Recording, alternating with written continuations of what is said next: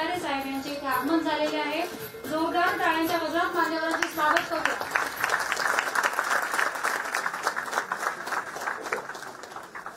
सुस्वागतम सुस्वागतम सुस्वागतम। मी प्रणाली निमजे, वरिष्ठ व्यवस्थापक मानव संसाधन, आपणा सर्वांचे सहर्ष स्वागत करते। 6 जून 2005 रोजी महाराष्ट्र राज्य विद्युत मंडळाचे 3 कंपन्यांमध्ये विभाजन झाले। महावितरण, महानिर्मिती व महापारेषण अशा 3 कंपन्यांची सुरुवात झाली। आज महावितरण कंपनीने यशस्वी वाटचालीची 17 वर्षे पूर्ण केली असून प्रगतीच्या दिशेने वाटचाल करत आहे। आज आपण येथे महावितरणचा 17वा वर्धापन दिन सोहळा जल्लोषात साजरा करत आहोत। एक छोटीशी ज्योत प्रतीक म्हणून काम करते, थोडासा का होईना पण अंधार दूर करते। जीवनाला हवी प्रकाशाची वाट, दिव्यामध्ये जळते छोटीशी वाट, तरीही तिला आहे मानाचे स्थान, हे आपणास आहे ज्ञान। तेव्हा दीप प्रज्वलनाने करूया कार्यक्रमाची सुरुवात। व्यासपीठावर उपस्थित मान्यवरांना व महावितरणचे समस्त संचालक वर्ग यांना मी विनंती करते की त्यांनी दीप प्रज्वलन करून कार्यक्रमाचा शुभारंभ करावा। मॅम खुर्च्यांना खाली बसायला सांगा मॅम। हे विनंती करणार ना, सगळे दिसत नाही का पुढचे सगळे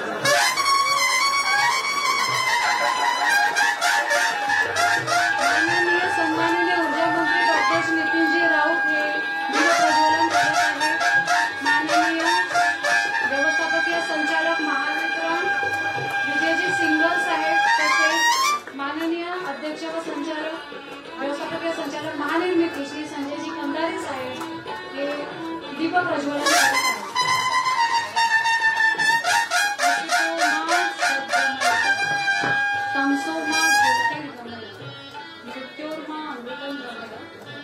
वाईटाकडून चांगल्याकडे, अंधारातून प्रकाशाकडे, मरणशीलतेतून अमरत्वाकडे नेणारा शशांक एक उभा काढून नीट फोटो घे सरांना, नितीन सरांना उभा कर एक। दीप प्रज्वलन म्हणजे अंधकाराचा नाश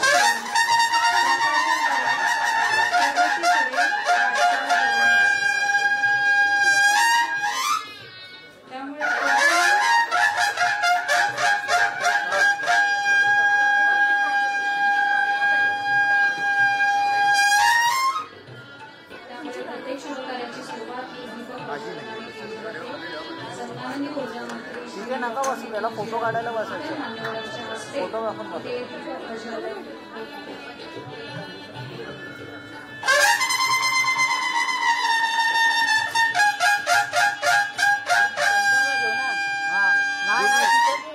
सेंटरला घे, सेंटरला उभं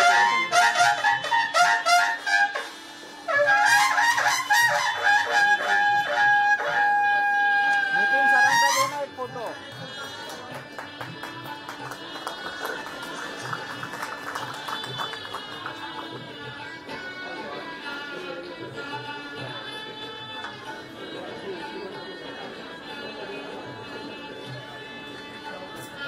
सर्व मान्यवरांच्या हस्ते दीप प्रज्वलन झाले आहे। मी मान्यवरांना विनंती करते की त्यांनी स्थान ग्रहण करावे।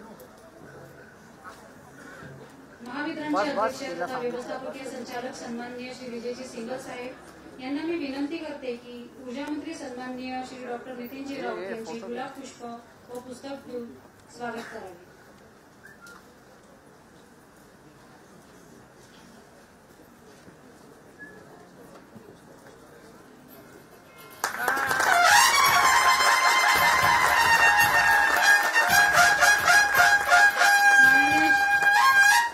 माननीय श्री संजय ताकसांडे, संचालक संचालन महावितरण यांना विनंती करते की महावितरणचे अध्यक्ष तथा व्यवस्थापकीय संचालक सन्माननीय श्री विजयजी सिंगल साहेब यांचे गुलाब पुष्प पुस्तक देऊन स्वागत करावे। माननीय श्री रवींद्र सावंत साहेब यांना विनंती करते की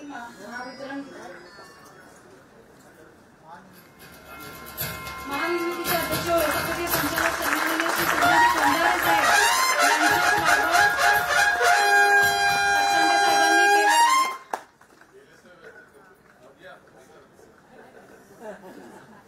सावंत साहेब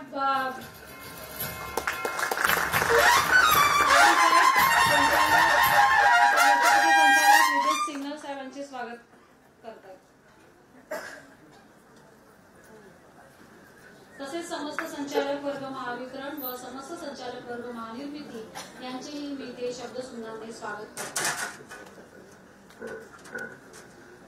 महावितरण कंपनी ही घरगुती, कृषी, व्यावसायिक आणि औद्योगिक असे सर्व प्रकारचे ग्राहकांच्या उन्नतीसाठी आणि प्रगतीसाठी कटिबद्ध असून कंपनीने विविध योजना राबवून आपले मोलाचे योगदान दिले आहे. जसे राज्याचे ऊर्जा मंत्री सन्माननीय डॉक्टर नितीनजी राऊत यांनी कृषी क्षेत्रातील विजेबाबत स्वतंत्र धोरणच तयार करण्याचा निर्णय घेतला. ते धोरण म्हणजे कृषी पंप वीज जोडणी धोरण 2020. या धोरणाच्या अंमलबजावणीमुळे कृषी पंपांना नवीन वीज जोडणी, सौर कृषी पंप व कृषी वाहिनीच्या माध्यमातून शेतीला दिवसा वीज पुरवठा तसेच बिलाच्या थकबाकी मुक्तीसह स्थानिक पायाभूत वीज यंत्रणेच्या सक्षमीकरणाला व ग्रामीण सहकारी संस्थांच्या अर्थार्जनाला वेग देण्यात आला. या धोरणाची अंमलबजावणी व जनजागृती करण्यासाठी कृषी ऊर्जा पर्व तसेच एक दिवस एक गाव असे खास अभियान राबविण्यात आले. त्याचप्रमाणे राज्य शासनाच्या डॉक्टर बाबासाहेब आंबेडकर जीवनप्रकाश योजनेमधून अनुसूचित जाती व जमाती प्रवर्गातील अर्जदारांना दरमहा हप्त्यांनी वीज बिल भराव्याच्या सोयीसह केवळ 500 रुपयांच्या अनामत रकमेत घरगुती वीज जोडणी देण्याची योजना राबविण्यात आली. त्याचबरोबर कर्जांची पुनर्रचना, वीज खरेदीचा सरासरी दर कमी करणे आदी उपाययोजनेसोबतच चालू व थकीत वीज बिलांची वेगवान वसुली करण्याकडे पण भर देण्यात आलाय. महाराष्ट्र राज्याचे मुख्यमंत्री महोदय सन्माननीय श्री उद्धवजी ठाकरे, ऊर्जा मंत्री सन्माननीय श्री डॉक्टर नितीनजी राऊत, राज्यमंत्री ऊर्जा सन्माननीय श्री प्राजक्त तनपुरे, ऊर्जा खात्यांचे प्रधान सचिव सन्माननीय श्री दिनेशजी वाघमारे यांनी उच्चस्तरीय बैठका घेऊन वेळोवेळी मार्गदर्शन केले. तसेच विजेचे भारनियम टाळण्यासाठी आपल्या सर्व प्रयत्नांना सकारात्मक प्रतिसाद दिला. त्याचमुळे देशात सर्वाधिक विजेची मागणी असणाऱ्या महाराष्ट्रात इतर राज्यांच्या तुलनेत वीज टंचाईचे संकट सुसह्य करता आले. मी सन्माननीय ऊर्जा मंत्री श्री डॉक्टर नितीनजी राऊत यांना विनंती करते की त्यांनी 17वा वर्धापन दिन साजरा करून म्हणजे केक कापून या 17व्या वर्धापन दिनाचे औचित्य साधून केक कापून आम्हा सगळ्यांचा आनंद द्विगुणित करावा.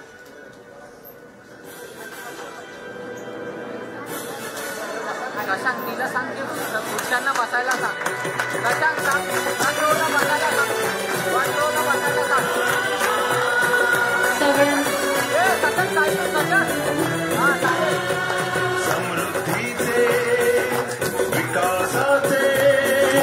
समृद्धीचे विकासाचे नाते प्रकाशाचे ग्राहक समाधान हे ध्येय महावितरणचे. ग्राहक समाधान हे ध्येय महावितरणचे.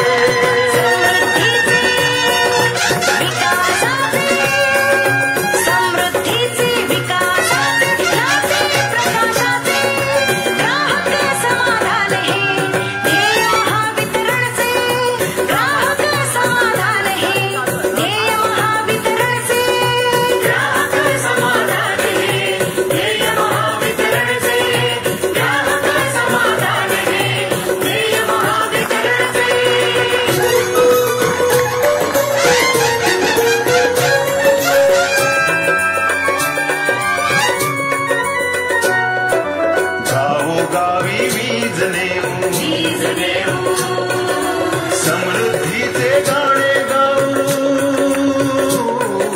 गावोगावी वीज नेऊ. समृद्धीचे गाणे गाऊ, जनतेला आनंदी करायचे.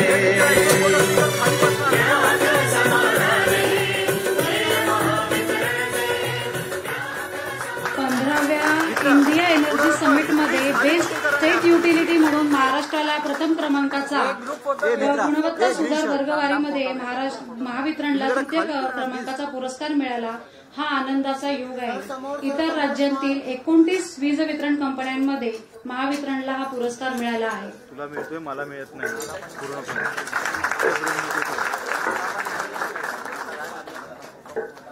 एक फोटो खाली बसून तुम्ही क्लिक करू शकताय. प्लीज खाली बस.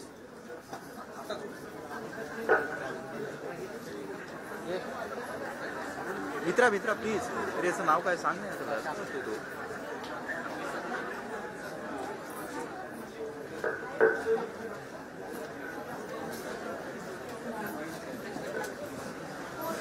तुम्ही खाली बसून गेल्या 2 वर्षांपासून कोरोनासोबतच 2 भयंकर चक्रीवादळे, महापूर अतिवृष्टी तसेच कोळसा टंचाई इत्यादी आव्हानांनी आपली चांगलीच परीक्षा घेतली. अशा प्रतिकूल परिस्थितीत सुद्धा भौगोलिक वैविध्य असलेल्या मोठ्या राज्यातील वीज ग्राहकांना सेवा देताना महावितरणने अभिमानास्पद कामगिरी बजावली आहे. मी सन्माननीय अध्यक्ष व व्यवस्थापकीय संचालक महावितरण श्री विजयजी सिंगल साहेब यांना इथे प्रास्ताविक सादर करायला आमंत्रित करते.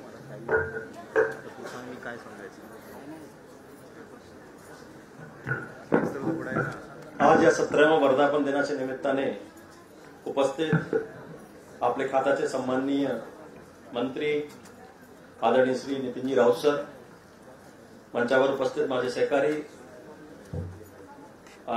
जनरेशन कंपनीचे अध्यक्ष आणि MD श्री खंदारे साहेब, या ठिकाणी उपस्थित झालटे साहेब, या ठिकाणी उपस्थित माझे संचालक मंडळ, उपस्थित सर्व अधिकारी कर्मचारी आणि फेसबुक लाईव्हवर बघत असलेले सर्व माझे फील्ड स्तरावरचे सर्व अधिकारी आणि कर्मचारी, सर्वात अगोदर मी 17व्या वर्धापन दिनाच्या निमित्ताने आपण सर्व अधिकारी कर्मचाऱ्यांना मनापासून शुभेच्छा देतो. मित्रांनो, आज आपल्यासाठी चांगली बाब आहे की आदरणीय मंत्री महोदय आपण या वर्धापन दिन साजरा करायला आपल्यासोबत आमच्या मध्ये उपस्थितच आहे. सर, आता गेल्या हा 17वा वर्धापन दिवस आहे, पण आता गेल्या 1.5-2 वर्षापासून बघतो तर आमच्या महावितरणातील काळ, महावितरण म्हणजे एनर्जी डिपार्टमेंटसाठी काळ खूप कठीणच गेलेलाच आहे. पण तरी सुद्धा आपले मार्गदर्शनाखाली आपण सर्व आव्हान डोक्यावर ठेवून आपण त्या प्रत्येक आव्हान मात करून या ठिकाणी निश्चितपणे यशस्वी होण्याचा या ठिकाणी प्रयत्न केलेलाच आहे. आपल्याला माहित आहे की महावितरण म्हणजे जेव्हा 2005 मध्ये त्रिभाजन झाला तेव्हा याचा उद्देश असा होता, कंपनी आहे, कंपनी म्हणजे स्वतःच्या बलावर टिकतील आणि त्याचं उत्पन्न किती, खर्च किती याचा समतोल साधतील. पण गेल्या काही वर्षामध्ये आपल्या या ठिकाणी थकवाकी खूप वाढत गेली आणि असं थकवाकीमुळे कंपनी म्हणून आपल्याला चालवायला कठीण होता. आपले मार्गदर्शनाखाली आपला भक्कम पाठिंबा असून गेल्या 16 महिन्यांमध्ये आपण या ठिकाणी विक्रमी वसुली केली आणि एवढी वसुली केली तर शक्यतो MSEDCL किंवा MSEBच्या इतिहासामध्ये आजपर्यंत झालेली नाही आहे. त्याबद्दल आपण आम्हाला भरपूर पाठिंबा दिला, त्याबद्दल आम्ही आणि आमचे सर्व कर्मचारी अधिकारी आपलाही मनापासून अभिनंदन करते आणि मनापासून शुभेच्छाही देते आणि धन्यवादही देते. सर, मी 1 फरवरीला रुजू झालो. 1 फरवरीपासून जो 12 महिन्यामध्ये जो वसुली झालेली होती ते 76,000 कोटी होती, ते गेल्या वर्षी 55,000 कोटीच्या लिस्टमध्ये जवळजवळ 40% झाली. आपला कंपनीची परिस्थिती सुधारण्यासाठी हे वसुली करणे महत्वाचेच असते, अतिशय खूप जिकारीचेच असते. तर खरा मी असं म्हणेल, हे एकमेवच डिपार्टमेंट आहे ज्या ठिकाणी उद्याचं जेवण मिळेल की नाही त्याची तयारी आम्हाला आजच करावं लागते. कारण उद्या आपल्याला किती पैसे पाहिजे त्यासाठी आज किती प्रयत्न करण्याची गरजच आहे, त्यासाठी खूप प्रयत्न करावा लागते. निश्चितच अधिकारी कर्मचाऱ्याला या ठिकाणी मोटिवेट करण्याचा प्रयत्न केला, त्यालाही सुद्धा जाग करून दिली की तुम्ही म्हणजे सरकारी अधिकारी, तुमच्यानंतर किती शक्ती आहे, किती बळ आहे, तुम्ही या ठिकाणी करू शकतो. दुसरा महत्वाचं जर आव्हानाचं म्हटलं, आमची नेहमी चर्चा होते की आमच्याकडे लॉसेस खूप जास्त आहे. AT&C लॉसेस होते, तेही सुद्धा 1 वर्षामध्ये 21 वरून आपण 15% पर्यंत 6% पर्यंत आपण कमी केला. निश्चितच आपल्या मार्गदर्शनाखाली पूर्ण यंत्रणा प्रत्येक आव्हानांना पेलण्यासाठी या ठिकाणी समर्थ आहे आणि ते या ठिकाणी काम सुद्धा करत आहे. न भूतो न भविष्यती अशी सारखी यावेळी सर मोठ्या प्रमाणावर डिमांड आली, ज्याची कुठल्याही तज्ञांनी, मोठ्या तज्ञांनी सुद्धा एवढी कल्पना सुद्धा केली नव्हती. आज पूर्ण महाराष्ट्राची 29,000 मेगावॉटची डिमांड, त्यापैकी महावितरण कार्यक्षेत्रातील 25,144 मेगावॉटची डिमांड आपण या ठिकाणी त्यावरही सुद्धा मात केली. सर, आपल्याला माहितच आहे, आपल्या मार्गदर्शनाखाली आपण वेळोवेळी आम्हाला सूचना केली, मार्गदर्शन केले. 18 राज्यामध्ये सुद्धा लोड शेडिंग असूनही महाराष्ट्रामध्ये लोड शेडिंग होली नाही. निश्चितच पडे ते आमचे कर्मचाऱ्यांच्या आपल्या मार्गदर्शनाखाली जे योग्य रीतीने काम केलं त्याच्या श्रेय माझी सर्व टीमलाच जातो, त्याबद्दल त्यांची मनापासून अभिनंदनच करतो. आज आपल्याला हे सर्व करत असताना आपण खूप अडचणी येतात. या अडचणीची आम्हाला माहित आहे, सर्वांना जाणीवच आहे. पण मित्रांनो, प्रत्येक चांगला काम करायला अडचणी येणारच आहे. कुठलाही तुम्ही काम बघा, ज्याला चांगला काम म्हणणारच आहे त्याला अडचणी येणारच आहे. But when there is a will there is a way. तुमच्या मनात ठेवला तर या ठिकाणी शक्य होऊ शकेल.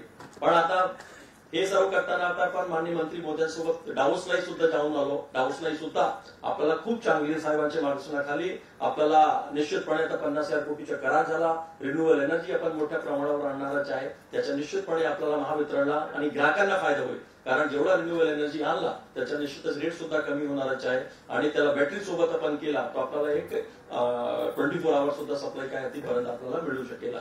प्रत्येक आव्हानाला मात करण्यासाठी आम्ही समर्थ आहोत.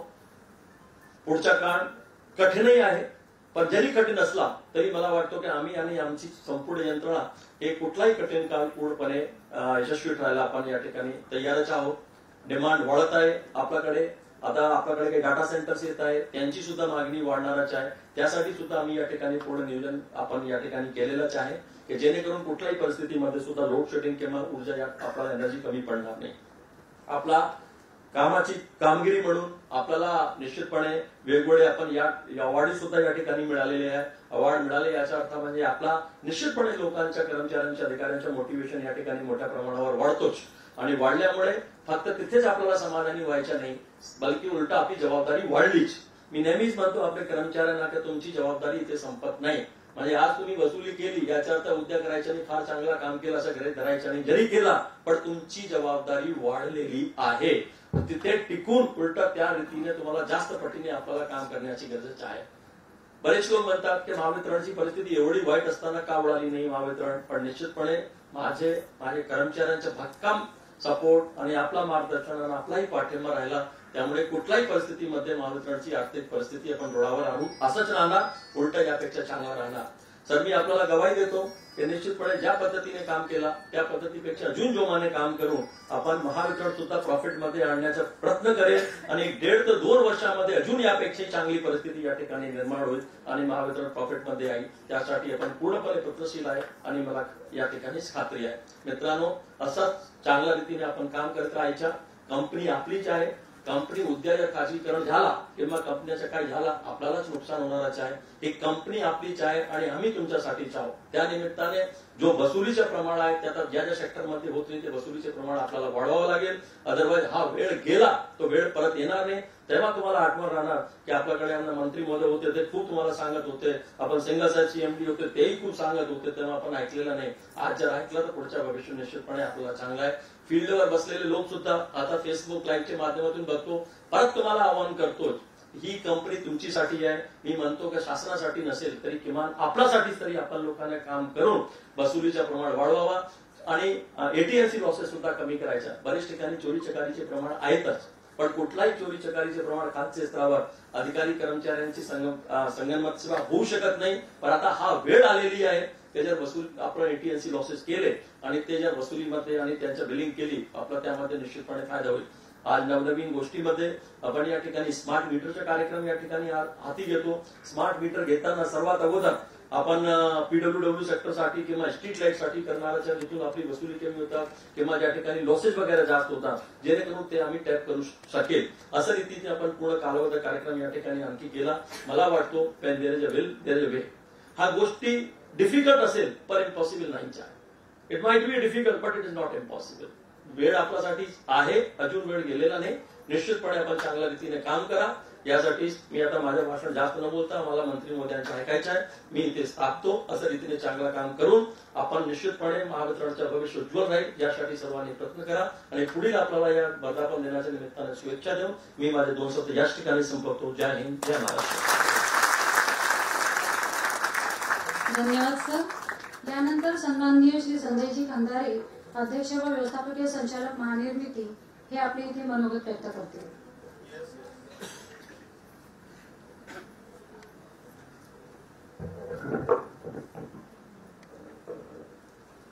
आजच्या 17व्या वर्धापन दिनाच्या कार्यक्रमाच्या निमित्तानं आपल्या सर्वांमध्ये उपस्थित असलेले आपले सर्वांचे आदरणीय सन्माननीय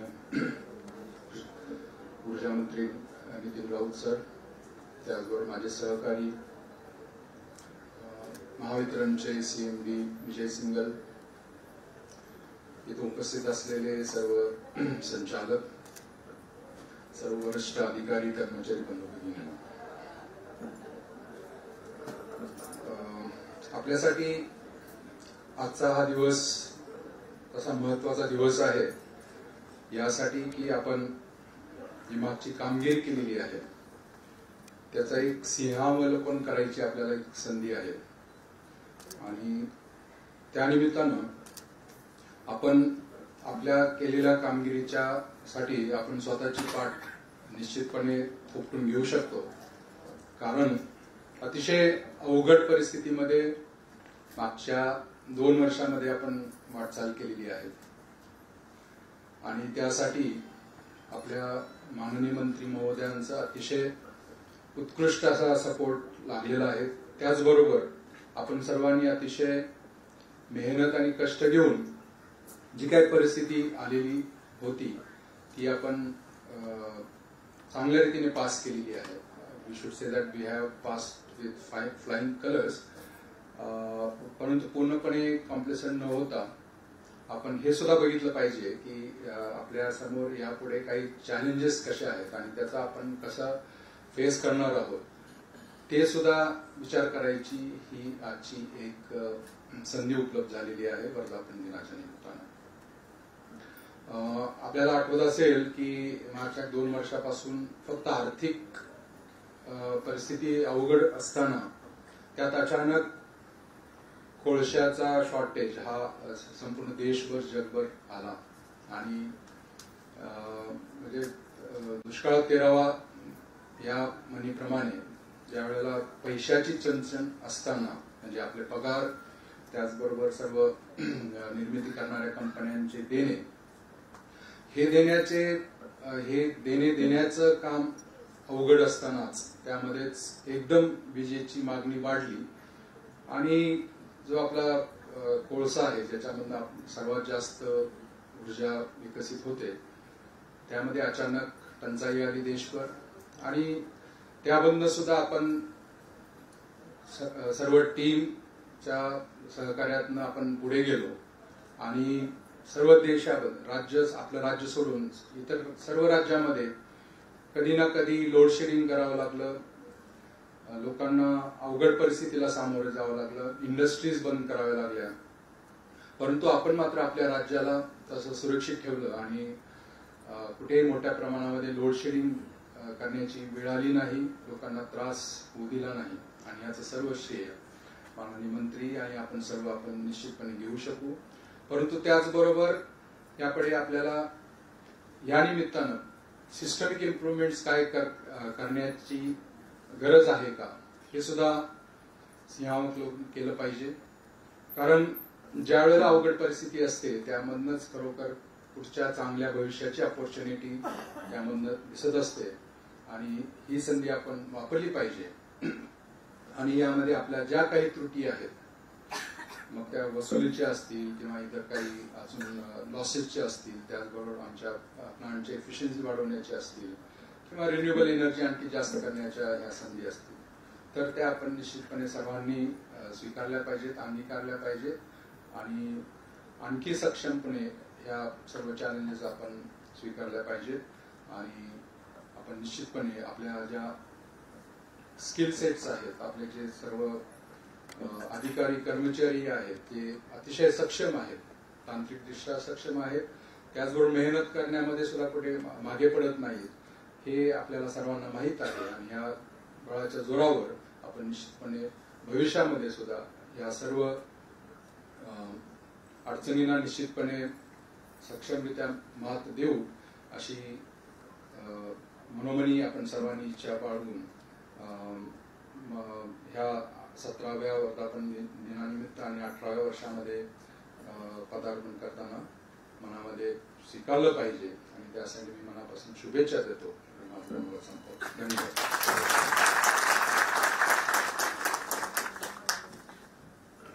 धन्यवाद सर.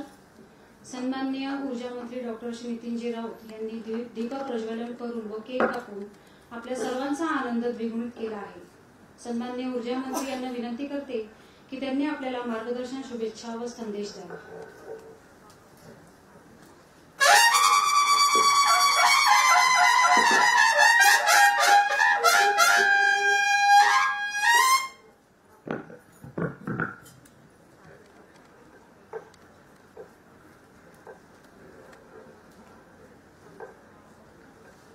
महाराष्ट्र राज्याच्या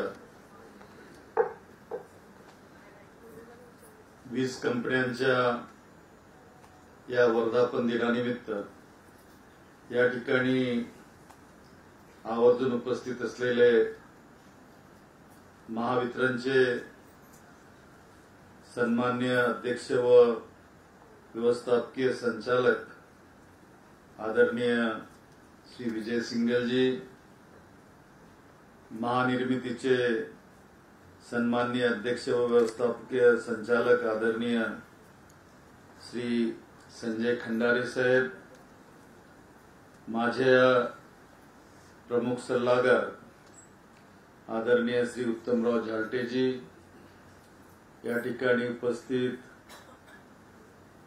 महावितरण, महापारेषण आणि महानिर्मिती कंपन्यांचे समस्त संचालक, अधिकारी, कर्मचारी, बंधू भगिनी आणि मित्रांनो, खरं म्हणजे आज 6 जूनचा दिवस, हा 6 जूनचा दिवस तसा राज्यासाठी अत्यंत खास आहे. मला तर 6 जून हा दिवस राज्याचा ऊर्जा दिवस म्हणून साजरा केला जावा असं वाटतंय. कारण आजच्या दिवशी 1674 साली या देशाच्या इतिहासाला, प्रगतीला क्रांतिकारी वळण देणारी, रयतेचे राज्य स्थापन करणारी ऐतिहासिक घटना घडली होती. 6 जून 1674 रोजी जाणते राजे, बहुजनांचे राजे, बहुजन प्रतिपालक छत्रपती शिवाजीराजे महाराजांचा राज्याभिषेक सोहळा रायगडावर पार पडला होता. या दिवशी स्वराज्याचा जो सूर्य मराठी मातीत उगवला, त्याने राज्याला व देशाला हजारो वर्ष पुरेल अशी ऊर्जा निर्माण केलेली आहे. हा सोहळा व ज्यांच्या स्वराज्य स्थापनेचा सोहळा होता ते वंदनीय छत्रपती शिवाजी महाराज हे सूर्यांसारखे, सूर्याप्रमाणे आजही आपल्याला दिशा व ऊर्जा देत आहेत हे विसरायला नको. त्यांच्या स्वराज्यापासून व विचारांनी प्रेरित होऊन महात्मा ज्योतिबा फुलेंनी या ठिकाणी काम केलं. फुलेंच्या विचारांनी छत्रपती शाहू महाराजांनी, महामानव परमपूज्य डॉक्टर बाबासाहेब आंबेडकरांनी काम केलं आणि देशाला पुरोगामी व क्रांतिकारी विचारांची कायमस्वरूपी पुरेल अशी ऊर्जा या ठिकाणी दिलेली आहे. आणि तो दिवस आज आपण तिन्ही कंपन्यांचा 17वा वर्धापन दिवस म्हणून या ठिकाणी साजरा करतो आहोत. म्हणतात ना 16वं वर्ष धोक्याचं, तसं 16वं वर्ष तर निघून गेलं. आताचं जे वर्ष आहे ते 17वं आता आव्हानात्मक वर्ष आहे. आणि त्यामुळं आज या कंपन्या विविध माध्यमातून राज्याच्या प्रगतीला, गावोगावी शहरोशहरी राहणाऱ्या लोकांना ऊर्जा पुरवित आहे. तेवढा नंदादीप हे महाराष्ट्राचे प्रतीक चिन्ह आहे. जर खऱ्या अर्थानं आपण जर बघितलं तर देशाच्या अर्थव्यवस्थेत महाराष्ट्र हा 15% आपला जीडीपीचा वाटा सातत्यानं देत आहे. आणि जीडीपीचा वाटा देत असताना त्या ठिकाणी ऊर्जेचं अनन्यसाधारण महत्व आहे. कारण जर तुम्ही ऊर्जा जर पुरवली नाही उद्योगांना तर त्या ठिकाणी आपल्याला रेव्हेन्यू मिळणार नाही, महसूल मिळणार नाही.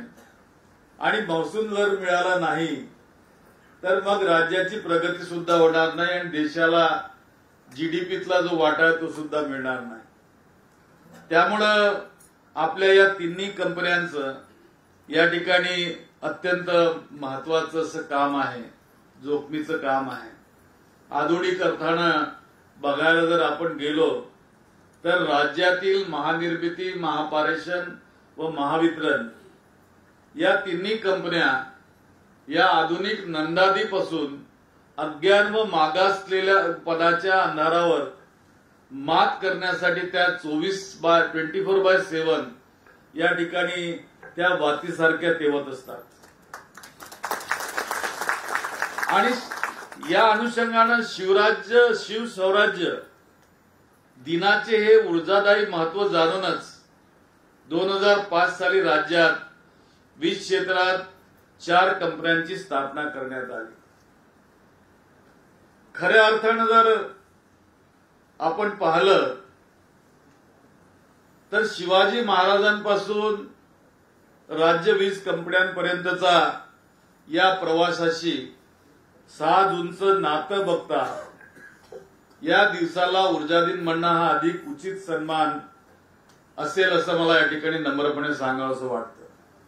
कारण जर शिवाजी महाराजांच्या डोक्यावर जर आपण बघितलं तर अर्धचंद्रासारखा तो आकार असलेला प्रतिबिंब ते सूर्याचं प्रतिबिंब आहे.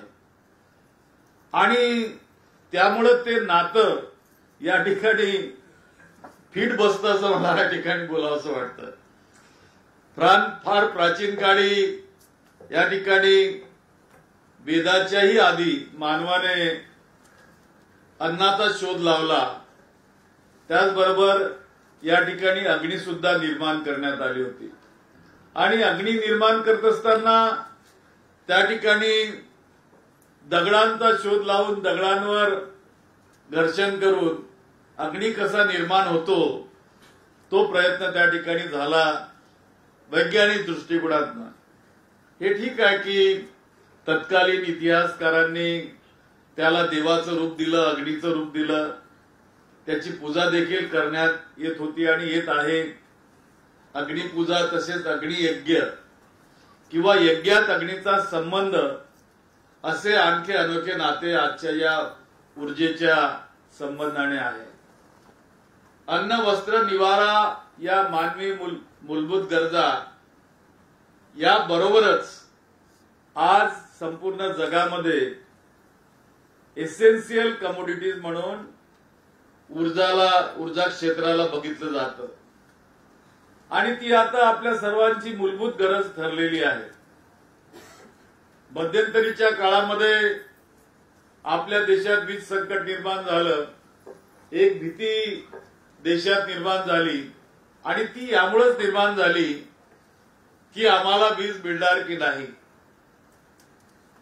माझ्यासारखा माणूस हा तर ग्रॅज्युएट होत असताना मातीच्या तेलाच्या दिव्यात अभ्यास करून ग्रॅज्युएट झाला.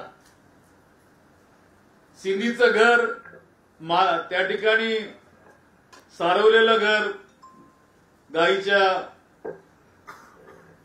आणि त्या घरात मी राहिलेलो आहे. त्यामुळं मला याविषयीची पूर्ण कल्पना आहे. म्हणजे उन्हाळा नागपूरचा हा आजच्या घटकेला सुद्धा 45 डिग्री आहे. आणि आज जेव्हा मी गुढी लावायला गेलो सकाळी 9 वाजता तर म्हणजे चक्क डान्स करावा असंच होतं त्या दगडांवर, इतकं तापलेला तो दगड होता. तर त्यामुळे ऊर्जेचा संबंध थेट हा या देशाच्या आणि जगाच्या प्रगतीशी आहे. म्हणून ऊर्जेची मागणी ही दिवसेंदिवस वाढत आहे आणि आपण ही मागणी पूर्ण करण्यासाठी नियोजन देखील करतो आहोत. तुम्हाला कल्पना नसेल की मागील 2 वर्षात विजेची मागणी ही 20% वाढली आहे. म्हणजे 2014 ते 19 काढलं तर या 4 वर्षात तुमची 20% वाढली. ती या 2 वर्षात 19 ते 22च्या दरम्यान 20% वाढली आहे. याचा अर्थ आपण समजून घ्या की ऊर्जेचं नातं आता लोकांशी कसं झालेलं आहे. स्वातंत्र्यपूर्व भारतामध्ये ब्रिटिशांना देखील ऊर्जेचं महत्व समजलं होतं. त्यामुळे त्यांनी आपल्या पूर्वीच त्यांच्या देशामध्ये त्याचं जाळं त्या काळात विणलं. तुम्ही लंडनला गेलात तर तुम्हाला 10 मजली खाली रेल्वे स्टेशन दिसतील. आणि नुकतंच आम्ही आता स्वित्झर्लंडला गेलो होतो आणि त्या ठिकाणी एका कंपनीच्या तिथं पाहणी करायला आम्ही गेलो असताना एबीबी आणि हिटाची, तर त्या ठिकाणी सबस्टेशन हे केबल मुक्त होतं आणि आपण बसलेल्या जागेच्या अर्ध्या जागेत ते 220 मेगावॅटचं सबस्टेशन, केव्हीचं सबस्टेशन त्या ठिकाणी त्यांनी निर्माण केलेलं होतं आणि ते ग्लासातून आम्ही बघितलं. तर त्यामुळं सन 1942च्या व्हाईसराय काउन्सिलमध्ये जेव्हा ब्रिटिशांनी तत्कालीन ऊर्जा मंत्री म्हणजे देशाचे पहिले स्वातंत्र्योत्तर काळापूर्वी पहिले ऊर्जा मंत्री डॉक्टर बाबासाहेब आंबेडकर यांची त्यांनी प्रभारी मंत्री म्हणून नियुक्ती केली होती आणि त्यांना या खात्याचा कारभार सोपवला होता. त्या अर्थानं स्वातंत्र्यपूर्व काळात भारताचे पहिले ऊर्जा मंत्री म्हणून बाबासाहेब आंबेडकरच या ठिकाणी समजले जातात. त्यांनी ऊर्जेशी संबंधित अत्यंत मूलगामी असे निर्णय त्या काळात घेतलेत. एक central waterways irrigation and navigation commission, त्यानंतर सेंट्रल टेक्निकल पॉवर बोर्ड, आता त्याला सीईए म्हणजे सेंट्रल इलेक्ट्रिसिटी अथॉरिटी आपण म्हणतो, याची निर्मिती केली.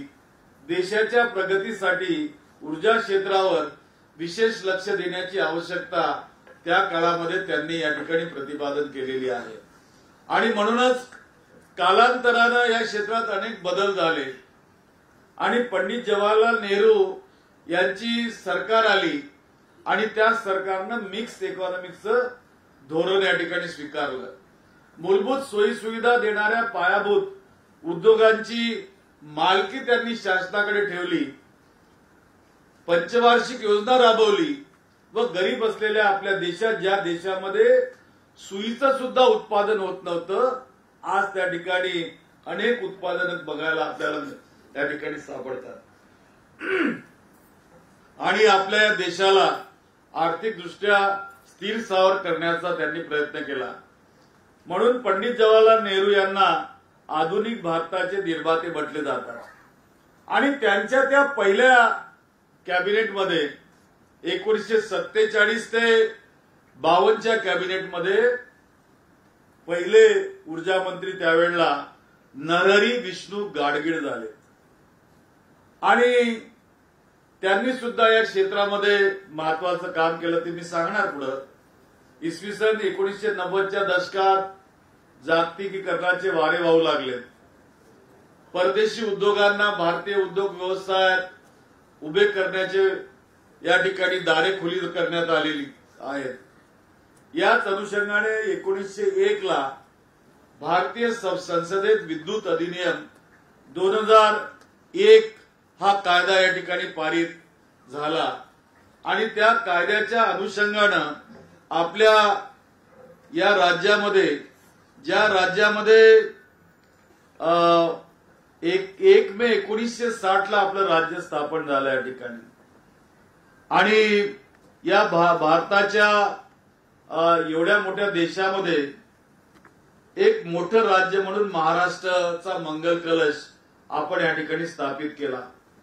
मराठी राज्याची विकासाची संकल्पना त्या ठिकाणी राबवण्याचा आपला मानस होता आणि त्यामुळं तत्कालीन सरकारने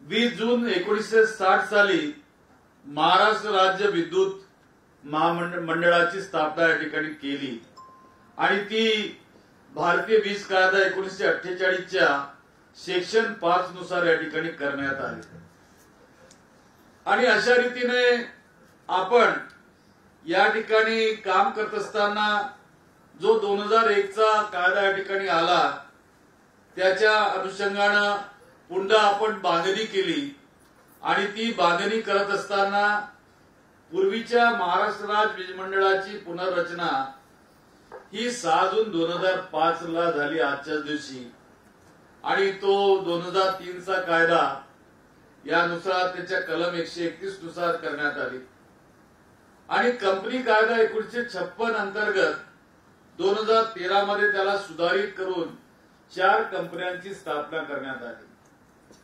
एक तर होल्डिंग कंपनी आपली, दुसरी वीज निर्मिती कंपनी, तिसरी पारेषण कंपनी आणि या 3 कंपन्यांचा ज्येष्ठ बंधू म्हणून महावितरणची कंपनी. कारण महावितरण जोपर्यंत राहणार नाही तर ती अर्थ खातं आपलं चालणार कसं.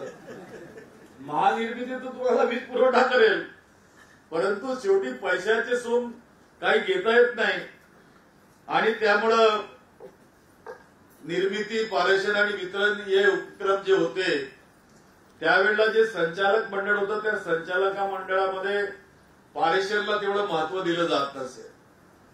तथापि पुनर्रचनेनंतर हे सर्व चांगल्या पद्धतीने या ठिकाणी निर्माण झालं आणि आपण गेले 16 वर्ष म्हणजे धोक्याचं वर्ष सुद्धा धोकाच होता खऱ्या अर्थानं पाहिलं तर.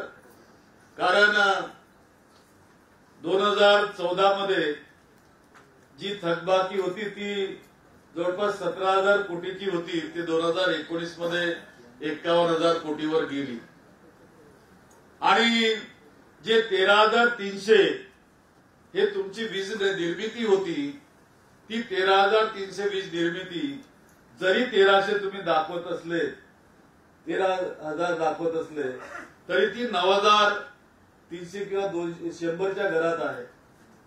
आणि त्यामुळं या ठिकाणी काम करत असताना या नव्या स्वरूपात सर्व उपकंपन्यांना कर्ज घेणे, पायाभूत सुविधांचा विकास करणे, भरती करणे लोकांची, विविध नियुक्त्या करून हे सगळे स्वातंत्र्य आपण दिले आणि नियामकाकडे म्हणजे MERC यांच्याकडे ERR प्रस्ताव दाखल करण्यास सुद्धा या कंपन्यांना स्वतंत्र अधिकार प्राप्त झालेले आहेत. आणि हे अधिकार प्राप्त झाले असताना आज जर आपण विचार केला तर विचार करत असताना आपल्या कंपन्यांची जर आपण नजर टाकली तर महावितरणमध्ये एकट्या 75,000च्या वर कर्मचारी आहेत, कर्मचारी अधिकारी. आणि महाराष्ट्रातील जे ग्राहक आहेत ते जवळपास 3 कोटीच्या आसपास ग्राहकांची संख्या पोहोचलेली आहे. आणि महापारेषणनी 49,813 किलोमीटर लांबीच्या वाहिन्या टाकल्यात आणि 706 सबस्टेशन्स आणि त्यामुळे जवळपास 21,000 मेगावॅट ऊर्जा वहन करण्याची क्षमता या महापारेषणकडे निर्माण झालेली आहे.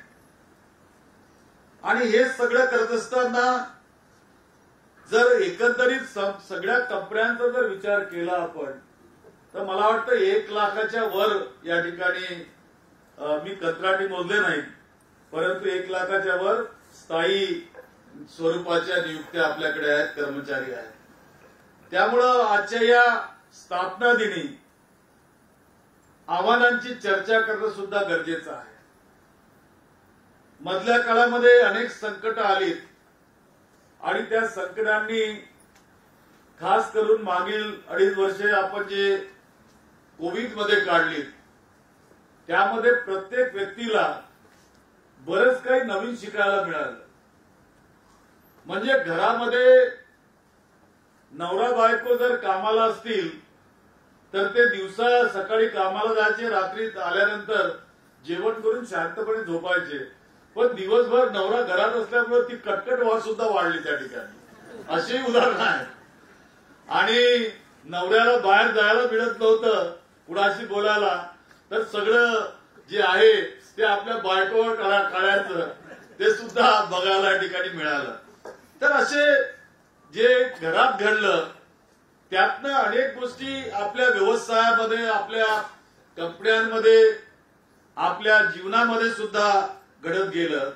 आणि त्यामुळं आपल्या कंपन्यांचं आरोग्य सुधारणे, हेल्थ त्याची दुरुस्त करणे, वीज पुरवठ्याची सरासरी किंमत कमी करणे, कृषी ग्राहकांना दिवसा वीज पुरवठा करणे, शाश्वत आधारावर वाजवी दरावर दर्जेदार वीज उपलब्ध करून देणे, कोळसा संकटावर कायमस्वरूपी तोडगा काढणे, औद्योगिक आणि व्यावसायिक ग्राहकांच्या क्रॉस सबसिडीचा भार कमी करून त्यांना राष्ट्रीय व आंतरराष्ट्रीय स्तरावर स्पर्धा करण्यास सक्षम करणे, नूतनीकरणक्षम ऊर्जेचे प्रमाण वाढवणे जेणेकरून कार्बन फुटप्रिंट मोठ्या प्रमाणात कमी होईल याची काळजी घेणे, क्षमता निर्माण कार्यक्रम हाती घेऊन जेणेकरून उपकंपन्या चांगली कामगिरी करू शकतील आणि राज्य आणि राष्ट्रीय स्तरावर त्यांच्या प्रतिस्पर्ध्यांशी स्पर्धा करू शकतील, तसेच दुसऱ्या फळीतील नेतृत्वाची वेळेवर उपलब्धता निश्चित करतील, नव्या आव्हानांचा सामना करण्यासाठी प्रत्येक उपकंपन्यांमध्ये संशोधन व विकास, रिसर्च अँड डेव्हलपमेंट सेलची स्थापना करणे, ग्रीड ऑपरेशनची कार्यक्षमता वाढविणे, मुंबई बेटातील ग्रीड स्थिरता निश्चित करणे, उत्पादन खर्च कमी करणे, पर्यावरणीय प्रभाव कमी करणे, स्मार्ट मीटर बसवणे, एकत्रित तांत्रिक व वाणिज्यिक AT&C लॉसेस जे आहेत ते नुकसान कमी करणे, या इत्यादी वेगवेगळ्या स्वरूपाच्या आव्हानांना तोंड देण्याचं आता सगळं आपल्यावर हे आलेलं आहे.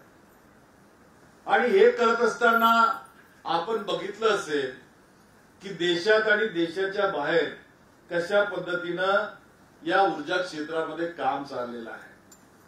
आणि हे बघत असताना मी जसं म्हणालो आपल्याला की ऊर्जेचं आपल्या जीवनात महत्व वाढलं, तसंच या ठिकाणी काही फुकट्यांची सुद्धा मोठी रांग लागलेली आहे. परंतु फुकटात काहीच मिळत नाही हो. अलीकडच्या काळामध्ये फुकटात तर माणूसही जेवू घालत नाही. आणि त्यामुळं जरी अनेक सरकार राजकीय दृष्ट्या आपल्या निवडणुकीसाठी काही आमिष लोकांना दाखवत असतील, परंतु शेवटी ते परिवर्तित होतात लोकांच्या बिलांमध्ये, टॅक्सेसमध्ये, आणि मग लोकांवर त्याचा परिणाम होतो आणि ते देऊ शकत नाही आणि मग ते रिटर्न्स येत नाही, अशी परिस्थिती निर्माण होते. आज दिल्लीमध्ये दिल्लीच्या लोकांनी, सरकारने त्या ठिकाणी मोफत वीज देण्याचा उपक्रम राबवला, कारण त्यांच्याकडे सेव्हिंग आहे. केंद्र सरकार मोठ्या प्रमाणात त्या ठिकाणी खर्च करते, त्यांना डेव्हलपमेंटचा खर्च येत नाही. परंतु पंजाब ही आता त्यांची सरकार आलेली आहे. आता त्यांना कळायला लागलं की काय त्याचे परिणाम असतात म्हणून. आणि आता सगळ्यात महत्वाचं म्हणजे कोणतीही बँक किंवा सरकार सुद्धा पंजाबला कर्ज द्यायला आज तयार नाही, अशी परिस्थिती आहे. आणि त्यामुळं या सर्व बाबींवर, या आव्हानांना मुकाबला करण्यासाठी तुम्ही सर्व अधिकारी कर्मचारी सक्षम आहात, हा विश्वास मला नक्की आहे. परंतु तुमच्याकडे सुद्धा अनेकांकडे काही नाविन्यपूर्ण संकल्पना असू शकतात. मी नेहमी अधिकाऱ्यांची चर्चा करतो, वरिष्ठांची चर्चा करतो, काही संसाधनांचा विचार सुद्धा आपण करतो, त्याच्या वापराचा वापर आपण करतो. परंतु जर आपल्यापैकी लहानातला लहान अधिकारी असेल आणि त्याची संकल्पना आणि त्याची सूचना जर कंपन्यांच्या फायद्याची असेल तर त्याचं मी निश्चितपणे स्वागत केल्याशिवाय राहणार नाही, सांगायला मी विसरू शकत नाही. आणि त्यामुळं आपण या ठिकाणी मला मार्गदर्शन करावं ही विनंती सुद्धा या ठिकाणी करतो. कारण ऊर्जा मंत्री जरी मी असलो आणि मी केवळ तज्ञ आणि वरिष्ठांची चर्चा जरी करत असलो तरी दिशा काही ठरत नाही. मी काही ड्रोन पाठवून कामाची अंमलबजावणी व्यवस्थित होते की नाही हा तपासणारा हवाई मंत्री नाही. मी सातत्यानं फील्डवर काम करणारे आमचे लोक जे आहेत, कर्मचारी आणि अधिकारी, यांच्याशी बैठका व त्यांच्या दौऱ्याच्या दरम्यान संवाद साधून वेळ प्रसंगी वृत्तपत्रात आलेल्या बातम्यांची या ठिकाणी त्यावर संभाषण करून आज एका वृत्तपत्रामध्ये डॉक्टर केळे साहेबांनी चांगला लेख लिहिलेला आहे, त्यांचं या ठिकाणी स्वागतच केलं पाहिजे. ते जरी नवीन या ठिकाणी आता जॉईन झाले पण त्यांचा लेख उत्तम आहे आणि थोडेस आमचे डोळे उघडणारा सुद्धा आहे. तर हे सगळं समजून घेऊन आपल्या कामामध्ये सुधारणा आणण्याची संधी आपण मला द्याल, आपल्या अडचणींवर मात करून हा विश्वास या ठिकाणी बाळगतो. मध्यंतरीच्या काळामध्ये कोविड-19 असो, लॉकडाऊन असो, निसर्ग असो, तोक्ते चक्रीवादळ असो, महापूर असो, अभूतपूर्व पाऊस असो, कोळसा टंचाई असो, यासारख्या आव्हानांशी सामना करून देखील आपण फार अत्यंत महत्वाची प्रशंसनीय अशी कामगिरी बजावलेली आहे. त्याबद्दल तुमचं अभिनंदन करावं, किती कौतुक करावं तरी कमी आहे. आणि आज जेव्हा दुसऱ्यांदा कोळशाचं संकट संपूर्ण देशात आलं असताना महावितरणने आपल्या केवळ एकट्या राज्यामध्ये विजेचं संकट निर्माण होऊ दिलं नाही, त्याबद्दल त्यांचं सुद्धा स्वागत आहे. सर्वतच या ठिकाणी स्वागत केलं पाहिजे महानिर्मितीचं. त्यांचे अध्यक्ष व व्यवस्थापकीय संचालक खंडारे साहेब यांचं त्यांच्या मार्गदर्शनाखाली त्यांच्या टीमने सुद्धा चांगलं काम केलं. 85% ते 95% पर्यंत पीएलएफ देण्याचं काम त्यांनी केलं. 27 ते 27 संच सुरू ठेवले, एकही एमओडी जाऊ दिला नाही आणि एक दिवस तर 8000 मेगावॅट वीज निर्मिती केली. आणि केवळ एवढं नाही तर त्या ठिकाणी त्यांनी 34 पैसे ते 35 पैसे उत्पादन खर्च सुद्धा कमी केलेला आहे. तर अशा पद्धतीनं हे काम करत असताना आज अनेक आव्हानांना आपण तोंड देत आहोत. गेल्या वेळेला केंद्र सरकार, आता मी इंडिया रेटिंग नावाचं एक रेटिंग काढणारा कंपनी आहे, त्यांनी डिस्कॉमच्या रेटिंग काढलेल्या आहेत आणि 49,000 करोड एवढा मोठं त्या रेटिंग मध्ये कर्जाचं डोंगर म्हणजे देशाच्या डिस्कॉमचं त्यांनी काढलेलं आहे की एवढं मोठं डोंगर आज डिस्कॉमवर उभा आहे. तर डिस्कॉमची फायनान्शियल हेल्थ कशी असली पाहिजे त्याच्याविषयी त्यांनी त्या ठिकाणी कारण मीमांसा केली. आणि हे सगळं करत असताना आपल्याला सुद्धा यावर काम करावं लागेल. मागच्या वेळेला उदय नावाची स्कीम आली, मी त्याचा अभ्यास करत असताना राजस्थान गव्हर्नमेंटनी बहुतेक 40,000च्या वर, 40,000 कोटीच्या वर त्या ठिकाणी केंद्र सरकारकडनं निधी मिळवला आणि आमच्या सरकारने 4,000 कोटी त्या ठिकाणी मिळवलेले नाही. इतका तफावत त्या ठिकाणी आढळली. त्यामुळं आता जेव्हा आम्ही आरडीएसएसचा विचार करतो तर या आरडीएसएसच्या यामध्ये जवळपास 37,000 कोटी आम्ही केंद्र सरकारकडे मागणी करतो आहोत आणि ती फाईल आता कॅबिनेटसाठी पुढे गेलेली आहे. आणि हे सगळं करत असताना आम्ही त्यामध्ये सगळ्यात महत्वाचं म्हणजे आज तुम्हाला वसुलीसाठी जो त्रास जातो तर तुमची सुद्धा काळजी आणि तुमची सुरक्षा सुद्धा आम्हाला अत्यंत काळजीची आहे. आणि त्यामुळं स्मार्ट मीटर साठी आम्ही जास्तीत जास्त निधी या ठिकाणी मागितला आणि 1,66,00,000 स्मार्ट मीटर आपल्या राज्यात यामुळे येतील. आणि त्यामुळं तुमच्याकडचा जो ताण आहे तो जसं मोबाईलचं पेमेंट होतं ना, पोस्टपेड आणि प्रीपेड हे दोन्ही आपण त्या ठिकाणी ओपन ठेवणार आहोत. आणि त्या पद्धतीने ते झालं. आणि ऑनलाईन पद्धतीने तुम्हाला माहितच आहे की आता या वर्षीची महावितरणची रिकव्हरी ही जवळपास 90% वर गेलेली आहे आणि त्यामध्ये 46% ही ऑनलाईन रिकव्हरी आहे. तर त्याचा विचार करून ऑनलाईनचं आणखी जास्त कसं वाढवता येईल तो प्रयत्न आपण करणार आहोत. यामध्ये उपकंपन्यांचं आर्थिक आरोग्य सुधारणे, एकूण तांत्रिक आणि व्यावसायिक नुकसान एटीसी कमी करणे, वीज चोरी रोखणे, प्रभावी ग्रीड व्यवस्थापन करणे, भविष्यातील अपेक्षित भार म्हणजे लोड विषयक अचूक अंदाज करणे, वीज बिल थकविणाऱ्या ग्राहकांचे रिमोट डिस्कनेक्शन सुनिश्चित करणे, पुन्हा कनेक्शन सुनिश्चित करणे ही उद्दिष्ट साध्य होणार आहे. आणि हे सगळं करत असताना मनुष्यबळावरील खर्च हा सुद्धा कमी होणार. कारण आपण लोकांनी ठरवलेलं आहे की आपले एक्सपेन्सेस फालतूचे खर्च होऊ नये. क्रॉस सबसिडायझेशन असो, भांडवली खर्च असो, ऑपरेशन असो किंवा देखभाल खर्च असो, प्रशासकीय आणि सामान्य खर्च असो, ट्रान्समिशन शुल्क असो इत्यादीचा बोजा कमी करणे, या सगळ्या उपायांना आपल्याला प्रामाणिकपणे पुढे जावं लागणार आहे. आणि त्यामुळं हे जसं संजय खंडारे साहेबांना जे जमलं तसं विजय सिंगल साहेब सुद्धा जमवण्यासाठी प्रयत्नशील आहेत. आणि ते दिसतात समोरून कठोर तुम्हाला, परंतु तसे कठोर नाही. परंतु शेवटी करणार काय, पैशाचं सोंग तर घेता येत नाही कुणाला, त्यामुळे थोडेसे सोटे लावत असतील ते शब्दाच्या रूपाने.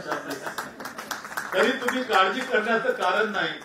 तुम्ही तेवढ्या चिंतीने ते सोटे खालपर्यंत दिलं तर निश्चितपणे वसुलीवर त्याचा परिणाम होणार आहे. आणि त्यांचं उद्दिष्टच तेच असावं आणि ते आहे असं मी समजतो. नोव्हेंबर 2019 मध्ये महाविकास आघाडीची सरकार स्थापन झाली आणि मी पहिल्यांदा मंत्रिमंडळाची शपथ घेतली. 6 जानेवारी 2020 रोजी मला आपल्या खात्याचा कार्यभार सोपविण्यात आला आणि त्याच्या पुढच्याच महिन्यात मला थोडंसं हृदयाचं ऑपरेशन करावं लागलं आणि त्यामुळं 6 स्टेन मला लागले. आणि हे होते ना होतेच तोच 19 मार्च 2020 ला आपलं लॉकडाऊन सुरू झालं आणि करोनाच्या महामारीमुळे देशात आणि राज्यात ऐतिहासिकपणे घटना घडली. आणि आपली एक कसोटी खात्याची, कारण 24/7 लोक घरात राहणे आणि घंटी वाजवणे हे सगळे उपक्रम चालायचे. दिवे बंद करण्याचं सुद्धा चाललं आणि त्यामध्ये आपल्याला आपलं ग्रीड फेल होऊ नये, आपल्या घरात लाईट असली पाहिजे, वीज असली पाहिजे, या सगळ्या बाबींची संघर्ष करावा लागला. कारण तो जीवन मरणाचा संघर्ष होता.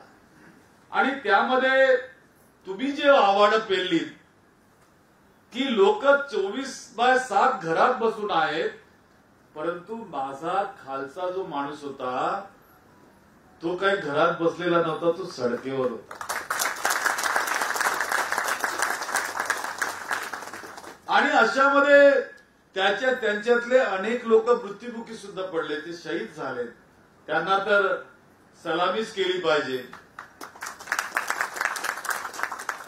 आणि असं असताना सुद्धा आपण ते आव्हान स्वीकारलं आपल्या खात्याने.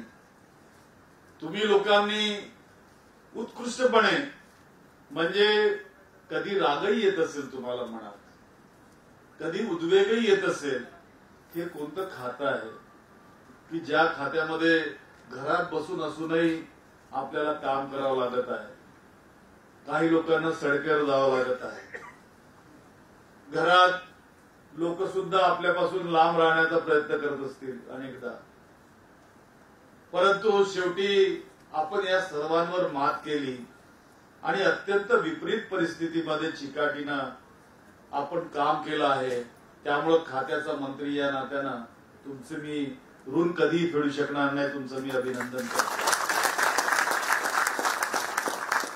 महाविकास आघाडी सरकार हे रयतेचं राजे शिवाजी महाराजांच्या प्रेरणेने व त्यांनी दाखवलेल्या वाटेने संविधानाला अनुसरून काम करणारे सरकार आहे.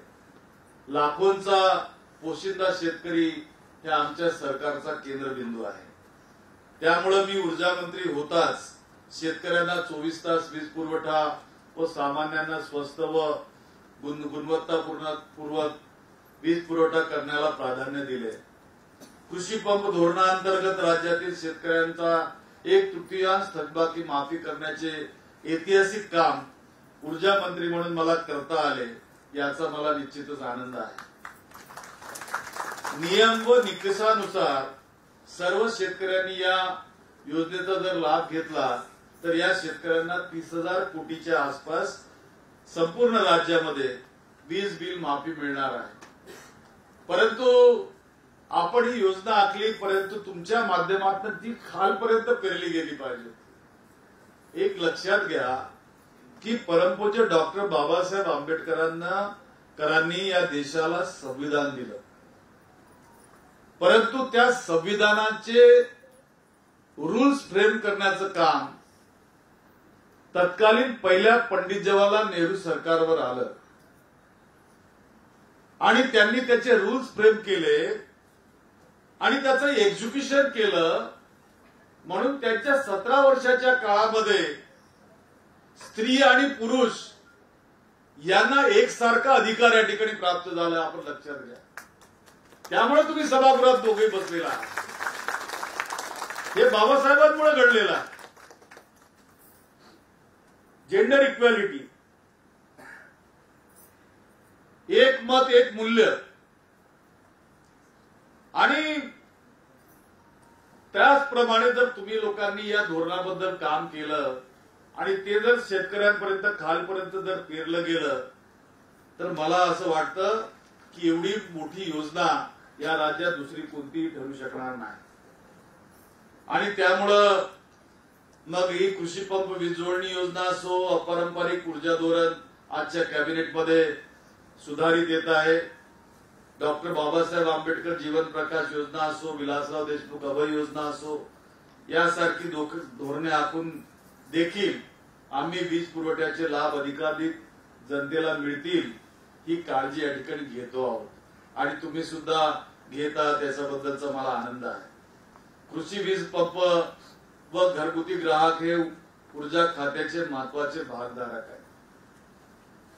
आपलं ऊर्जा खातं म्हणजे महावितरण ही आशिया खंडातली दुसऱ्या क्रमांकाची कंपनी आणि महानिर्मिती ही देशातली दुसऱ्या क्रमांकाची कंपनी. आणि एवढे मोठे ग्राहक दुसऱ्या कोणत्याही राज्याला नाही आहेत जे आपल्याकडे आहेत. तर त्यामुळं आपल्याकडे देशाचं लक्ष असणं हे स्वाभाविक आहे. मध्यंतरी महानिर्मितीने 8000 मेगावॅट वीज निर्मिती केली आणि महावितरणनी लोड शेडिंग होऊ दिलं नाही म्हणून युएसचे अधिकारी, युएस कॉन्सुलेटचे अधिकारी महानिर्मितीच्या अध्यक्ष व महाव्यवस्थापकीय संचालकाला भेटून ही विचारणा करतात की तुमच्या एकट्या राज्यामध्ये लोड शेडिंग का झालं नाही. आहे ना कौतुकाचं. तर तुमची पाठ तर मी थोपटलीच पाहिजे ना, आणि ती मी थोपटणार. त्यामुळं आपल्याला या ठिकाणी काय सहाय्य करता येईल यासाठी जागरूक राहिलं पाहिजे. आपल्या योजनांचं पुनर्मूल्यांकन झालं पाहिजे, त्याचा नव्याने विचार झाला पाहिजे. जसं तुम्ही तुमच्या काही संघटना त्याच्या माध्यमातून वेळोवेळी तुमच्या स्वतःच्या अधिकाराबद्दल आम्हाला मार्गदर्शन करीत असतात. वेळ प्रसंगी तुम्ही स्ट्राईकवर पण जाता. किमान आपल्या ऊर्जा खात्याची हेल्थ कशी असावी यासाठी जरा एखाद दिवस स्ट्राईक करा ना आणि आम्हाला मार्गदर्शन करा ना. कारण असं आहे की आपल्या राज्याचं एक स्वप्न आहे की येत्या काही वर्षात ट्रिलियन डॉलरचं आपलं राज्य झालं पाहिजे. ट्रिलियन डॉलरचं. आणि ते करत असताना आपण सर्वांनी तो विचार केला पाहिजे. कारण मला लोक काही म्हणत असले, स्वप्न जे असतात ना ते विकता येतात. हो, स्वप्न बघणारा पाहिजे. एक उदाहरण सांगतो. दावोसला आता आम्ही गेलो. एमआयडीसी कडे संपूर्ण यंत्रणा होती, त्यांची यंत्रणा लागली आणि आम्ही उतरलो. तिथं माझ्या मुलीचा SMS आला मला की तुम्ही तुमच्या खात्यातर्फे पहिल्यांदा चालले तिकडं तुम्ही सुद्धा काहीतरी एमओयू वगैरे करून या. आम्ही वाचतो आहोत की या ठिकाणी इंडस्ट्रीज डिपार्टमेंट अनेक एमओयू करतात. आणि मी गमतीने विजयजींशी बोललो आणि त्यांनी मग आपली यंत्रणा थोडीशी चक्री घुमाई आपने, त्यांनी चक्री फिरवली आणि 2 दिवस झाले, 3 दिवसच होते आमचे तिथं. 2 दिवसात इंडस्ट्रीज डिपार्टमेंटचे 33,000 कोटीचे एमओयू झाले. आणि तिसरा दिवस उजाडला. दुसऱ्या दिवशी आम्ही रात्री दोघेही बोललो आपसात आणि ठरलं की उद्या आपण शॉट लावायचा. सकाळी त्यांनी मला ड्राफ्ट दाखवला आणि कन्सेंट घेतला. दुपारी आम्ही त्या ठिकाणी 50,000 कोटीचा एमओयू केला आणि 30,000 कोटी रोजगार त्या ठिकाणी निर्माण होतील हे त्या ठिकाणी केलं. तर हळूच मला उद्योग मंत्री म्हणाले कि तुमने तो 100 सुनार की और 1 लोहार की कर दी. तर केल्याने होत आहे रे, आधीच केले पाहिजे या म्हणीप्रमाणे हे सगळं आपण त्या ठिकाणी केलं. त्यात मी 4,000 कोटीच्या इंडस्ट्रीज विदर्भात सुद्धा घेऊन गेलेला आहे. मला कल्पना आहे की आज औष्णिक ऊर्जा निर्मिती समोर कोळशाचं मोठं संकट आहे. याला पर्याय म्हणून अपारंपरिक ऊर्जा हे महत्वाचं आहे आणि त्याच्यात कार्बन फुटप्रिंट पण महत्वाचा घटक आहे. माझ्या दृष्टीने आगामी काळात अपारंपरिक ऊर्जा हे नवीन उद्योगांसाठी मोठं वरदान ठरणारं राहणार आहे. परंतु तरीही रात्रीला काही अपारंपरिक ऊर्जा तयार होत नाही आणि आपली जी क्षमता ही 2012 मध्ये जी 13,300 मेगावॅटची होती ती सुद्धा कमी झाली आणि त्यामुळं राज्याचा महत्वाचा घटक म्हणून वीज पुरवठा केंद्र म्हणून आपल्याला थर्मलवर सुद्धा थोडंसं लक्ष पुरवावं लागणार आहे. आणि या सगळं करत असताना ऊर्जा हे प्रदूषण मुक्त सुद्धा करावं लागणार. या दृष्टीने आज आम्ही अपारंपरिक धोरण या ठिकाणी सुधारित आणत असून त्यात अनेक बदल आम्ही केलेले आहेत आणि देशी परदेशी गुंतवणूकदारांना सूट देऊन सवलती देऊन जास्तीत जास्त या ठिकाणी गुंतवणूक कशी आणता येईल आणि आपण कार्बन फुटप्रिंट कशी आपण या ठिकाणी मिळवता येईल याचा प्रयत्न करणार आहोत. गेले अनेक वर्ष जवळपास 40 वर्ष महापारेषणच्या अनेक लाईन्स आहेत 400 केव्हीच्या किंवा इतर यांना झालेल्या आहेत.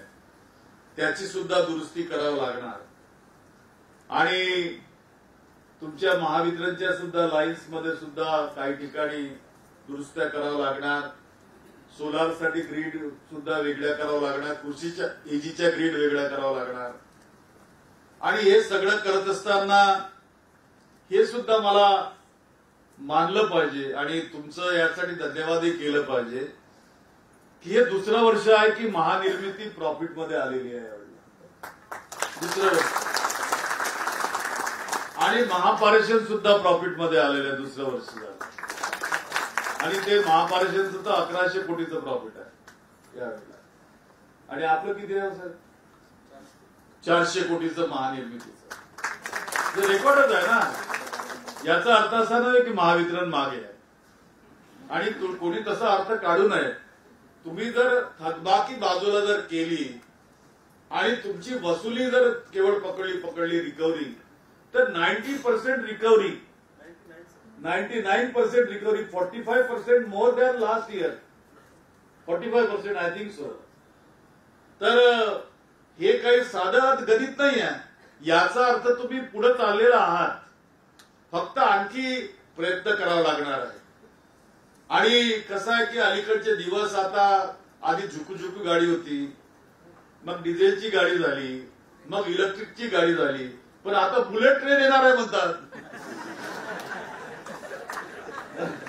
मग तुम्ही जर बुलेट ट्रेन होणार नसाल तर मग आपल्या खात्याचं कसं होणार आहे?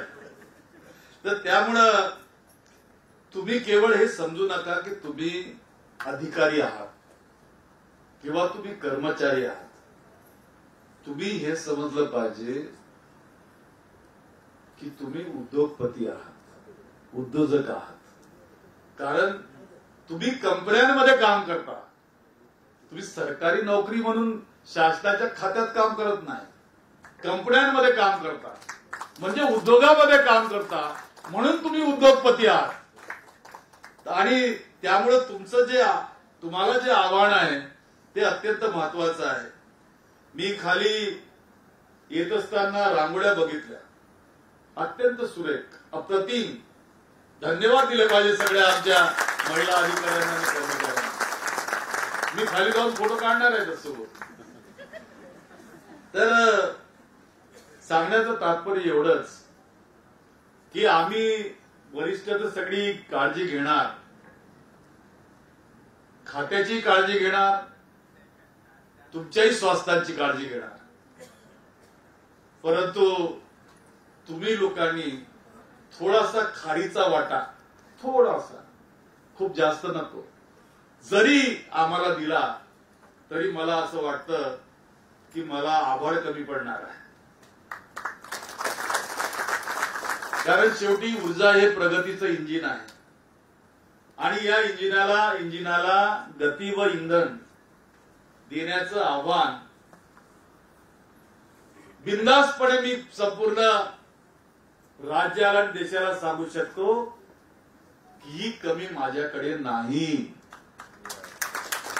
माझे या सभागृहात आणि सभागृहाच्या बाहेर माझ्या कंपन्यांचे जे अधिकारी कर्मचारी आहेत, हे उद्योजक आम्हाला पुढे नेल्याशिवाय राहणार नाही, हा संपूर्ण विश्वास आपल्याकडून घेऊन जातो आहे. घेऊन जाऊ ना? Thank you very much. घेऊन जातो आहे आणि आपणा सर्वांना या 17व्या नवीन प्रकाश यात्रेसाठी केडे साहेबांच्या शब्दामध्ये हार्दिक शुभेच्छा देतो आणि या ठिकाणी थांबतो. धन्यवाद, नमस्कार, जय हिंद. माननीय मंत्री महोदयांचे आभार. आणि इथे मी आभार प्रदर्शनाला उभं टाकलंय. आभार प्रदर्शनासाठी म्हणजे माननीय ऊर्जा मंत्री डॉक्टर नितीन राऊत सर यांनी आज आपल्याला एक शुभेच्छा दिली आणि आज 45 मिनिट प्रत्येक क्षेत्रात हात घालून प्रत्येकाच्या म्हणजे विषयाच्या अनुषंगानं आपल्याला अवगत केलं, मार्गदर्शन केलं, शुभेच्छा दिल्या आणि आपल्या त्या ठिकाणी म्हणजे सहकार्य मागितलेलं आहे. आणि मला वाटतं की आपण सगळ्यांनी सहकार्य हो म्हणून दिलेलं आहे. आपण वेगळ्या प्रकारे सुद्धा तसं देऊया. पण या ठिकाणी अत्यंत म्हणजे मोलाच्या सूचना दिल्या, त्याबद्दल मी सर आपले आभार मानतो आणि आपलं म्हणजे खूप खूप धन्यवाद म्हणजे देतो. त्याचबरोबर या ठिकाणी आमच्याकडे म्हणजे आमच्या विनंतीला मान देऊन महानिर्मितीचे सीएमडी सर आले आणि त्यांनी सुद्धा आम्हाला या ठिकाणी मार्गदर्शन केलं आणि माननीय मंत्री महोदयांनी त्या ठिकाणी त्यांचे जे कौतुक केलं तर त्याच्या अनुषंगाने सुद्धा एक विसरलो मी सांगायला की आपले प्रधान सचिव याच्यात कमी नाही. म्हणजे महापारिषदला त्यांनी अनेक प्रात्यक्षिक पारितोषिक मिळवून दिलेली आहेत. महानिर्मितीला सुद्धा त्यांच्या काळात प्राप्त झाली आणि महावितरणला सुद्धा अनेक पारितोषिक त्या ठिकाणी मिळालेले आहेत. आणि ही सगळी पारितोषिक ही आपल्यामुळे मिळाली, तुमच्यामुळे मिळालेली आहे, ते सुद्धा विसरतात येत नाही. जरी त्या पारितोषिकामध्ये स्कॉच असलं तरी ते स्कॉच आपण चांगल्या अर्थाने घ्यावी आणि त्यासाठी सुद्धा तुमचं अभिनंदन या ठिकाणी करतो आणि वाघमारे साहेबांचं सुद्धा अभिनंदन.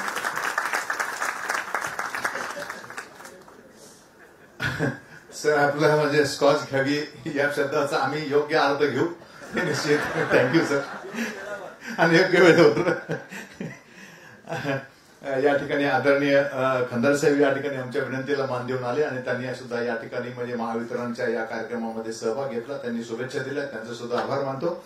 त्याचबरोबर आमचे म्हणजे कॅप्टन आणि त्या ठिकाणी आमचे चेअरमन आणि व्यवस्थापकीय संचालक आदरणीय सिंगल सर हे सुद्धा म्हणजे आपल्याला वारंवार त्या ठिकाणी म्हणजे मार्गदर्शन करतात. आजचा हा कार्यक्रम म्हणजे त्यांनी पहिल्यांदा मंजुरी देणं, त्याच्यानंतर कार्यक्रम म्हणजे मिनिट्स टू मिनिट्स. काल दुपारी 3 वाजता मला सांगितलं की मिनिट टू मिनिट कार्यक्रम मला 1 तासाच्या आत पाहिजे. मी उठलो आणि इथं आलो आणि इथं बसून 6 वाजता मी सरांना मिनिट टू मिनिट कार्यक्रम दिला.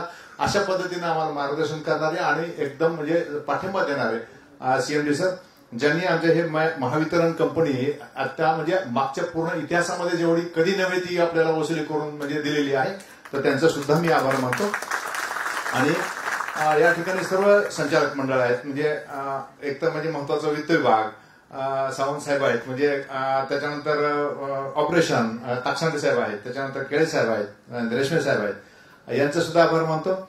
आणि आमच्या या पूर्ण म्हणजे होल्डिंगच्या अनुषंगानं जे सतत म्हणजे मार्गदर्शन करतात, सतत कुठल्या कमिटीमध्ये तिन्ही कंपन्यांचे एक धोरण निश्चित म्हणजे करण्याच्या अनुषंगाने त्यांचा भर असतो. असे झाटे साहेब आपल्या माननीय मंत्री महोदयांचे प्रधान सल्लागार, त्यांचं या ठिकाणचं मार्गदर्शन. त्यांनी फक्त एका म्हणजे व्हॉट्सअप, आम्ही पत्रिका छापल्या नव्हत्या, व्हॉट्सअपची पत्रिका दिली आणि रात्री मी 3 वाजता उठलो त्यांना पत्रिका दिली, लगेच 5-6 वाजता लगेच त्यांचा मी येणार. तर त्यांचे सुद्धा मी आभार मानतो. या ठिकाणी सर्व आमच्या कंपनीचे अधिकारी वर्ग आलेला आहे, कर्मचारी वर्ग आलेला आहे, इथं आलेला आहे, फेसबुकवरून बघतोय, तर त्यांच्या सगळ्यांचा आभार. आता सर माझे एक आपल्याला कॅबिनेटला जायचं हे मला माहिती आहे, परंतु आपली परवानगी घेऊन सर की सगळ्यांना पुन्हा म्हणजे आता मी एक फॉर्मॅलिटी म्हणून सगळ्यांच्या वतीनं महावितरणाच्या वतीनं आभार मानतोय, परंतु प्रत्येकाच्या मनामध्ये आहे की प्रत्येकाला आपला आभार मानायचा आहे. तर मी एक सर एक्झॅक्टली सर सर मी थोडस त्यांच्या वेगळ्या पद्धतीने येतोय सर त्याच्यामध्ये, म्हणजे सर मी आपली परवानगी घेऊन थोडस हे करतोय. आपल्याला म्हणजे प्रत्येकाला माननीय मंत्री महोदयांचा आणि सीएमडी सरांचा आभार मानायचंय, नक्की मानायचंय, जागेवरून उठून मानायचंय, उभा टाका. आता मंत्री महोदयांनी आपल्याला म्हणजे काय म्हणलेलं आहे की तुमच्या सगळ्यांचा खालीचा वाटा द्यायचा आहे, बरोबर आहे का? मान्य आहे का? मग मंत्री महोदयांना कोणत्या शब्दात दिलं पाहिजे आपण आभार मान, आपण म्हणजे कोणत्या शब्दामध्ये म्हणलं पाहिजे की यस? तर आपल्याला एक म्हणजे मान आहे की मंत्री महोदय तुम आगे बढो, पण हे आवाज बरोबर आहे का? त्यांना कळेल का तिथपर्यंत? ऊर्जा खातं आगे बढो, ऊर्जा खातं आगे बढो. आता म्हणजे वीज निर्मिती सर, वीज निर्मिती म्हणजे महावितरणच्या सहकार्याशिवाय वीज निर्मिती तुम्ही करू शकणार आहेत. आम्ही डिस्ट्रीब्युशन केलं नाही तर तुम्हाला प्रोडक्शनच करता येणार नाही. आणि म्हणून मी आता म्हणजे जनरेशन तुम आगे बढो, महावितरण जनरेशन तुम आगे बढो, जनरेशन आगे बढो. आणि आता माननीय प्रधान सचिव आणि पारेषण, आता इथं पारेषण जरी नसलं तरी पण जनरेशन आणि महावितरणचं सांगड आणि कंटिन्यू रिलेशन हे ट्रान्समिशन शिवाय होत नाही, उपस्थित जरी नसले तरी. आणि म्हणून पारेषणचं सुद्धा या ठिकाणी कौतुक करणं गरजेचं आहे. आणि पारेषणचे माननीय प्रधान सचिव यांचा सुद्धा मी या ठिकाणी आभार मानतो. त्यांना मी विनंती केली होती सर पर्सनली यायला, आणि पर्सनली मी येऊ शकत नाही, कॅबिनेटमध्ये मला ब्रीफिंग करायची आहे सीएम डिप्टी सीएम असं म्हणल्यामुळं त्यांनी या ठिकाणी म्हणजे शुभेच्छा दिलेल्या आहेत. त्यांच्या शुभेच्छासह मी त्यांचा सुद्धा आभार मानतो. आणि पारेषण तुम आगे बढो, महावितरण पारेषण तुम आगे बढो. आणि त्याच्यानंतर आपल्या महावितरणच्या कॅप्टनला म्हणजे सुद्धा आपण आश्वासित केलं पाहिजे की आपण त्यांच्या सुद्धा सोबत आहोत. आणि हे वर्ष म्हणजे आपण ही सुरुवात केलेली आहे. माननीय मंत्री महोदयांनी सांगितलेलं आहे की बुलेट ट्रेन, आपण बुलेट ट्रेन व्हायचंय. आणि मग आपण आपल्या कॅप्टनला, आपल्या सीएमडी सरांना आपण या ठिकाणी आश्वासित केलं पाहिजे, सीएमडी सर आगे बढो. अरे आवाज तर खूप कमी आहे, सीएमडी सर आगे बढो. चला धन्यवाद सर, मी आपल्या सगळ्यांचा आभार मानतो सर, थँक्यू सर.